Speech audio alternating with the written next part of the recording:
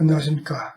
이번 강의에서는 페이지 에디터를 이용해서 원고를 입력한 후에 도구 모음들을 이용해서 서식을 꾸미는, 즉 스타일을 꾸미는 방법에 대해서 설명을 드리겠습니다. 자, 그러면 먼저 여기에 있는 외부 HTML 편집기 실행 아이콘을 클릭합니다. 그러면 페이지 에디트 편집 화면이 나타났습니다. 이 페이지 에디트 편집 화면에는 하나의 공백이 포함되어 있으니까 이 공백을 이렇게 블럭을 잡아서 삭제를 하도록 하겠습니다. 자, 삭제합니다. 그렇게 하고 김소월의 엄마야 누나야라는 시를 입력을 하도록 하겠습니다. 자, 김소월의 엄마야 누나야가 입력이 끝났습니다. 자, 그러면 제일 위에 있는 이 제목 서식을 지정을 한번 해보겠습니다. 제목 서식 지정하려면 여기에 있는 선택한 텍스트의 제목 수준 설정이라는 이 버튼을 클릭합니다. 클릭하면 H1부터 H6까지, 그러니까 첫 번째 제목부터 여섯 번째 제목까지 입력할 수 있는 항목들이 나타나고, 제일 밑에는 기본 문단이 나타납니다. 기본 문단이라고 하면 요 밑에 있는 지금까지 입력한 내용들이 기본 문단이라고 이해를 하시면 되겠습니다. 그러면 첫 번째 제목, 헤딩 1은 어느 정도의 크기인지 확인을 해보겠습니다. 자, 한번 클릭해 보겠습니다. 보시는 바와 같이 상당히 큰 글꼴이라는 것을 확인할 수 있습니다. 자, 다시 제목 수준 설정 아이콘을 클릭합니다. 자, 두 번째 한번 선택을 해보겠습니다. 많이 적어졌죠? 이것도 이 시의 내용에 비해서 조금 큰 것 같습니다. 자, 다시 버튼을 누른 다음에 H3을 눌러보겠습니다. 아마 이 정도면 좀 괜찮을 것 같아요. 그래서 제목 3을 결정하기로 하고 다시 H4를 한번 선택을 해보겠습니다.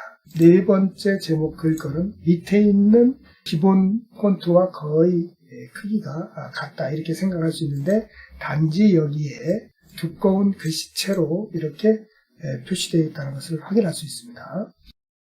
그리고 제목 수준을 결정할 때 반드시 이렇게 블록을 설정해야 하는 것은 아닙니다. 그냥 그 문단에 커서를 갖다 놓고 제목 수준 설정 아이콘을 클릭한 다음에 원하는 글꼴을 선택하면 되겠습니다. 이번에는 다섯 번째 제목을 클릭해 보겠습니다.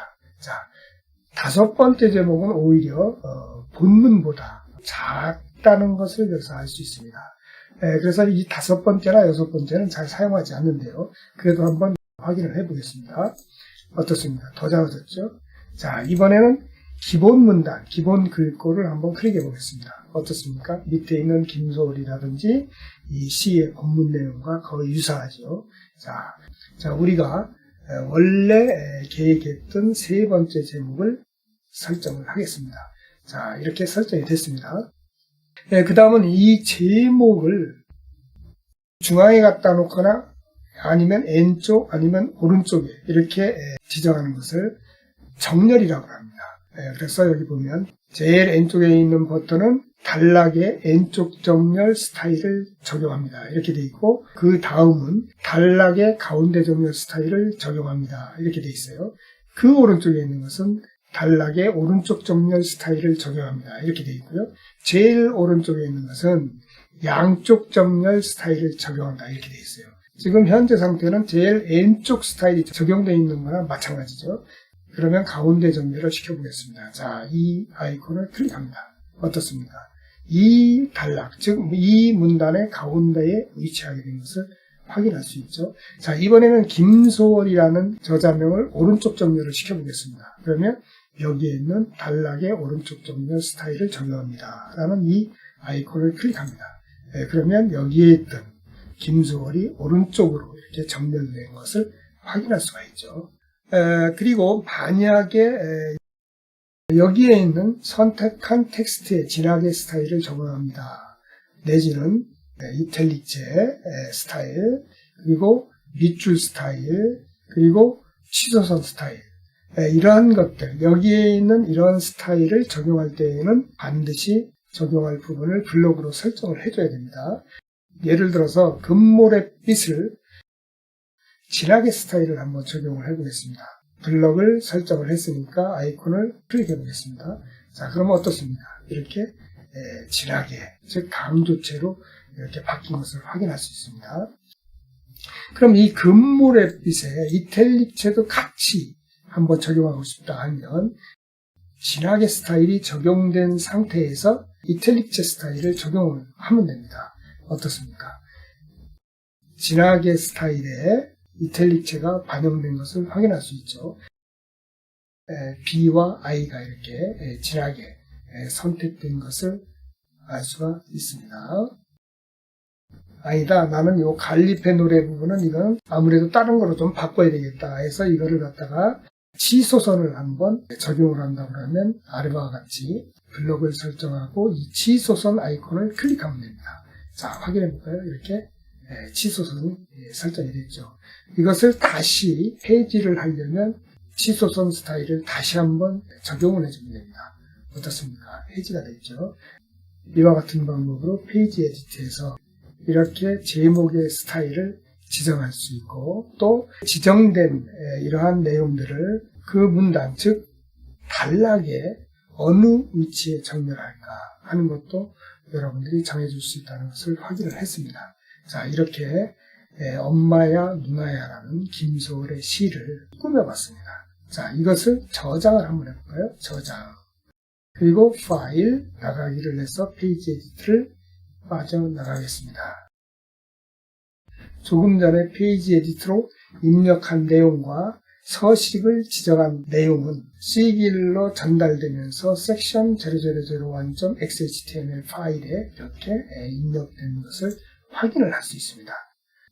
만약에 페이지 에디트를 이용하지 않고 C길에서만 작업을 한다고 하면 여기에 있는 것처럼 HTML 코드로 김소월의 엄마야 누나야라는 시를 입력을 해줘야 될 겁니다. 그런데 우리는 어때요? 이렇게 HTML 코드로 직접 입력하지 않고 페이지 에디트라는 외부 HTML 편집기를 실행해서 거기에서 내용을 입력하고 또 서식도 거기에서 꾸민 다음에 저장을 하면 그 내용이 C길로 전달되면서 이 코드 보기 창에 이렇게 입력된 것을 확인할 수가 있습니다. 자, 그러면 여기에 있는 이 파일을 이름을 한번 바꿔보도록 하겠습니다. 이름은 C니까 포임이라는 제목으로 한번 바꿔보죠. 포임 이렇게 바꾸고 엔터키를 치면 됩니다. 이름을 바꿀 때에는 오른쪽 단추를 이름 바꾸기를 클릭해서 이름을 바꿔준 다음에 엔터키를 치면 되겠습니다. 자, 이번에는 김유정의 동백꽃이라는 소설의 첫 문단을 한번 입력해 보도록 하겠습니다. 자, 또 다른 하나의 XHTML 파일을 만들 때에는 여러 가지 방법이 있습니다만 여기서 두 가지만 소개를 시켜드리겠습니다. 지금 편집한 XHTML 파일을 선택하고 오른쪽 버튼을 눌러서 단축 메뉴가 나타나면 이 밑부분에 가면 빈 HTML 파일 추가하기가 있습니다. 이거를 클릭하면 이렇게 추가가 됩니다. 이와 같은 방법으로 추가를 해도 되고 또 아니면 이것을 선택하고 파일이라는 메뉴가 있습니다. 여기 보면 추가라고 있습니다. 여기에서 추가해서 오른쪽에 가면 빈 HTML 파일이라는 부분이 있습니다. 이 부분을 클릭해줍니다. 그러면 이렇게 삽입된 것을 확인을 할 수 있습니다. 지금 이 삽입된 것을 한번 확인을 해보면 여기 poem.xhtml 파일을 선택하고 마우스의 오른쪽 버튼을 눌러서 빈 HTML 파일 추가하기나 아니면 파일 메뉴에 추가해 빈 HTML 파일을 이렇게 클릭을 하면 선택한 파일의 바로 밑에 새로운 파일이 추가되는 것을 확인할 수 있죠. 그러면 그게 아니라 나는 제일 밑에 하고 싶다 할 때는 제일 밑에 있는 이 파일을 선택하고 마우스의 오른쪽 버튼을 누른 다음에 빈 HTML 파일 추가하기를 클릭하면 제일 뒤에 추가가 되겠죠. 또 이렇게 하는 방법도 있고 아니면 텍스트 폴더를 선택한 다음에 마우스의 오른쪽 버튼을 누르고 빈 HTML 파일 추가하기를 누르면 이와 같이 제일 뒤에 이렇게 추가가 됩니다. 다시 한번 이 파일 추가하는 방법을 설명을 드리면 이 파일 밑에 새로운 파일을 하나 추가하고 싶다 하면 이 파일을 선택하고 마우스의 오른쪽 버튼을 눌러서 빈 HTML 파일 추가하기를 클릭해서 추가를 시키면 되고, 이러한 상태에서 제일 뒤에 추가하고 싶다 하면 이 텍스트 폴더를 선택하거나 아니면 제일 마지막에 있는 이 파일을 선택하고 새로운 파일을 추가하면 제일 밑에 추가가 된다, 이렇게 생각을 하면 되겠습니다. 자, 그러면 지금 순서가 뒤죽박죽 됐죠? 이것을 정렬하는 방법에 대해서 설명을 드리면 section 0001.xhtml 파일을 point.xhtml 파일 다음으로 이동하고 싶다 하면 이렇게 끌기를 해서 갖다 놓으면 됩니다. 어떻습니까? 이 첫 번째로 갔죠. 자, 그러면 세 번째로 두 번째 밑으로 보내고 싶다 하면 이것도 역시 마우스의 왼쪽 버튼을 누른 상태에서 이렇게 끌어다가 02 다음에 갖다 놓으면 되죠. 아주 쉽죠. 여섯 번째는 제일 밑에 갖다 놓고, 그렇죠? 이렇게 갖다 놓으면 1, 2, 3, 4, 5, 6 이렇게 순서가 결정이 됐습니다. 자, 그러면 이번에는 이 파일들을 어떻게 지우느냐. 똑같습니다. 이 파일을 선택하고 오른쪽 버튼을 누른 다음에 여기 보면 삭제가 있어요. 삭제하면 파일 삭제, 대화 상자가 나타나는데 이때 선택 파일 삭제를 클릭해 주면 됩니다. 아니면 또 다른 방법으로는 이렇게 여러 개를 선택할 수도 있어요. 이 파일을 선택한 다음에 Shift 키 누른 다음에 파일을 선택하면 이렇게 연속적으로 선택이 되고, 컨트롤 키를 누른 다음에 이렇게 선택을 하면 원하는 파일들만 선택을 해줄 수 있죠. 이것을 해제하려면 아무 부분이나 클릭해 주면 되겠습니다.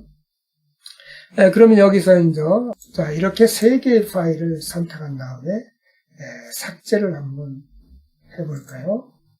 이렇게 세 개의 파일을 선택을 하고 마우스의 오른쪽 버튼을 누른 다음에 삭제를 선택을 하면 이렇게 파일 삭제 대화 상자가 나타납니다.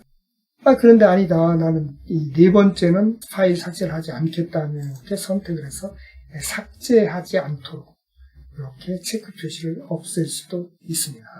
한번 해볼까요? 파일 삭제. 어떻습니까? 네 번째는 삭제가 안 됐죠. 자, 네 번째도 삭제를 시키겠습니다. 이와 같이 새로운 XHTML 파일을 삽입하고 또 삽입한 상태에서 그 파일들을 위치를 변경을 시킨다든지, 지금 설명드린 것처럼 새로운 파일을 텍스트 폴더에 있는 XHTML 파일을 삽입하거나 이동하거나 삭제하는 방법에 대해서 설명을 드렸죠. 이것도 하나 또 필요 없네요. 자, 선택하고 마우스의 오른쪽 버튼 삭제를 시키겠습니다. 그리고 이 두 번째 파일을 소설을 여기에다가 입력을 할 거니까 이른바 위에서 로블 하고 엔터 키를 치겠습니다. 자, 그러면 다시 외부 XHTML 편집기 실행 버튼을 클릭해서 페이지 에디트 화면을 나타내겠습니다. 그리고 첫 번째는 요 공백을 삭제를 하고 동백꽃 20이라는 김유정의 소설을 입력하겠습니다. 첫 번째 문단까지 입력을 끝냈습니다. 자, 저장을 하겠습니다. 그리고 파일 나가기. 어떻습니까? 지금 동백꽃이라는 김유정의 소설의 첫 번째 문단을 입력을 했어요. 그런데 서식을 지금 꾸미질 않았네요. 서식을 꾸미지 않고 텍스트만 입력하고 저장을 해도 그 내용이 C1의 코드 보기 창으로 전달이 되는 것을 확인할 수가 있습니다. 이렇게 입력된 상태에서 다시 페이지 에디트를 실행을 시킨 다음에 여기에 있는 동백꽃이라는 이 제목의 글꼴은 헤딩 3, 즉 H3이라는 코드를 선택을 해서 이렇게 확대를 시키겠습니다.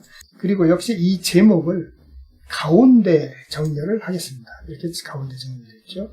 그리고 김유정은 오른쪽 정렬을 하겠습니다.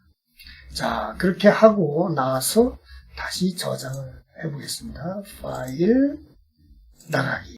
자, 그 내용 한번 확인해 볼까요? 여기서 보니까 이 긴 문장인데 보면 지금 왼쪽 정렬이 되어 있어요. 오른쪽은 지금 정렬이 되어 있지 않죠. 이럴 때 사용하는 게 바로 양쪽 정렬, 양쪽 맞춤입니다. 다시 페이지 에디트를 실행을 하겠습니다.